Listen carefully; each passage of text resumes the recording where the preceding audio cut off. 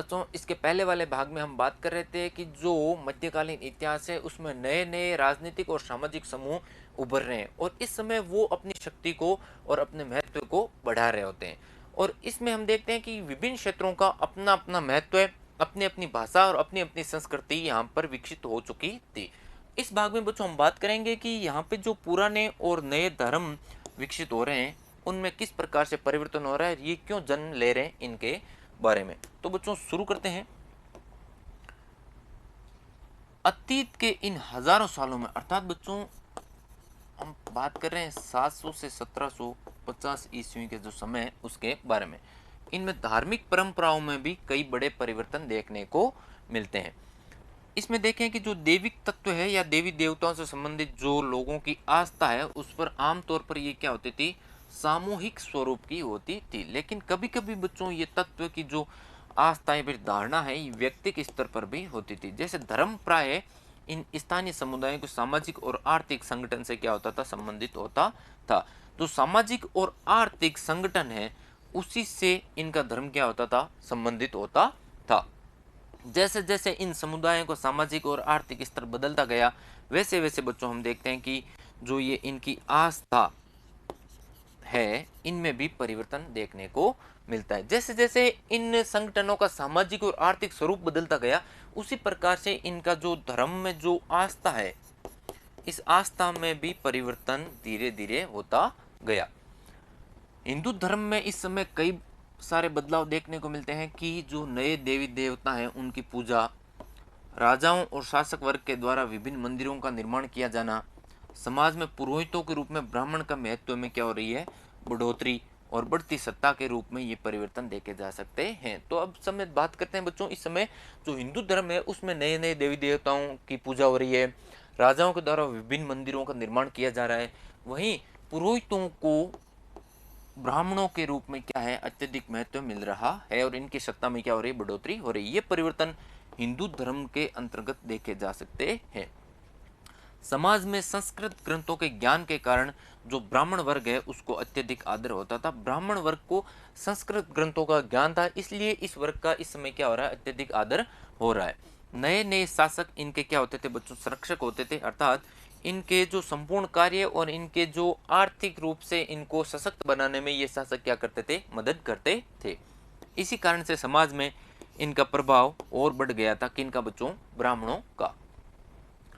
इसी समय ईश्वर तक पहुंचने के लिए एक नया परिवर्तन आ रहा है और वो है भक्ति की अवधारणा। भक्ति की अवधारणा का बच्चों जो भगवत गीता ग्रंथ है उसमें भी जो ईश्वर की प्राप्ति के लिए जो साधन बताया गया है वो कौन सा है, भक्ति की अवधारणा। ये भी यहीं पे देखने को मिलती है। और इसी युग में उपमहाद्वीप में नए नए धर्मों का भी उदय हो रहा था।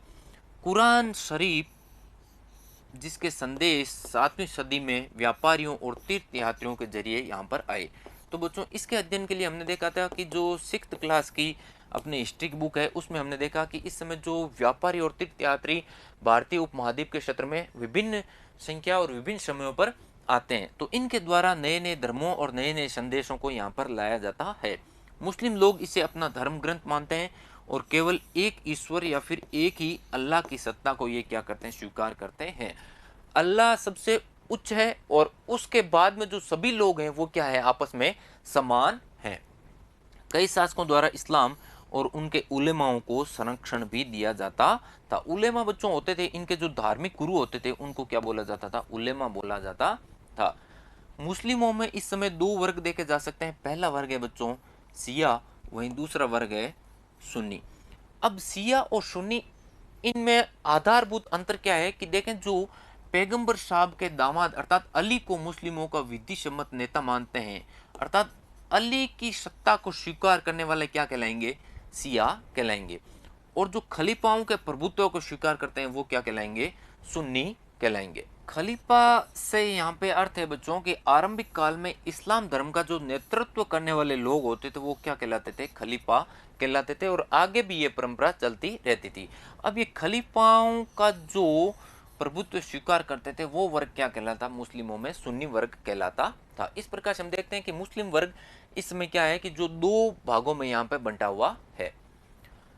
अब देखें कि समय और इतिहास के कालखंडों पर विचार करें तो जो इतिहासकार होते हैं वो समय को सामाजिक और आर्थिक संगठनों में आने वाले परिवर्तन की झलक के रूप में देखते हैं। तो बच्चों देखें कि जो सामाजिक रूप से और आर्थिक रूप से यदि इन क्षेत्रों में परिवर्तन आ रहा है तो यहाँ पर क्या किया जाएगा, कालखंड का विभाजन किया जाएगा इतिहासकारों के द्वारा।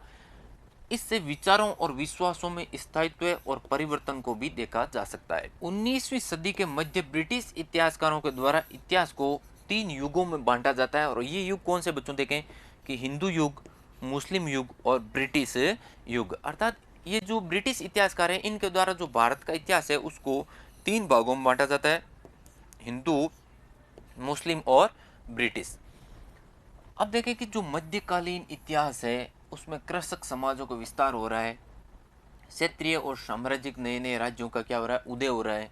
कभी कभी ग्रामवासियों और वनवासियों की कीमत पर इनका उदय होता है। और मुख्य धर्म के रूप में इनमें हिंदू धर्म, इस्लाम धर्म का विकास और यूरोपीय कंपनियों का यहाँ पर आगमन के बारे में विस्तृत जानकारी इसमें मिलती है। तो ये जो तत्व हैं ये क्या है बच्चों, जो मध्यकालीन जो इतिहास है उसके आधारभूत तत्व हैं। भारतीय इतिहास के ये 1000 से अधिक साल विभिन्न बदलावों के क्या रहे हैं, साक्षी रहे हैं। उपमहाद्वीप के समाजों में प्राय आने वाले परिवर्तन और कई क्षेत्रों की जो समृद्ध अर्थव्यवस्था है इसने यूरोपीय कंपनियों को अपनी तरफ आकर्षित करना प्रारंभ कर दिया। और जिसके बाद में विभिन्न यूरोपीय कंपनियां यहाँ पर आएगी और धीरे धीरे बच्चों क्या होगा, ब्रिटिश साम्राज्य की भारत में स्थापना हो जाएगी। तो ये जो इस उपमहाद्वीप में अपार संभावनाएं और अर्थव्यवस्था के क्षेत्रों को विकसित करने के लिए जो संसाधन है इनकी वजह से यहाँ पर क्या हो रहा है, विभिन्न यूरोपीय कंपनियां यहाँ पर आकर्षित हो रही है और धीरे धीरे अपने साम्राज्य की यहाँ पर क्या करेगी बच्चों, स्थापना करेगी। तो बच्चों ये भाग और ये अध्याय यहीं पे समाप्त होता है और इसके अगले भाग में मैं आपसे बात करूंगा इस अध्याय के जो प्रश्न और उत्तर हैं उनके बारे में। तब तक के लिए धन्यवाद।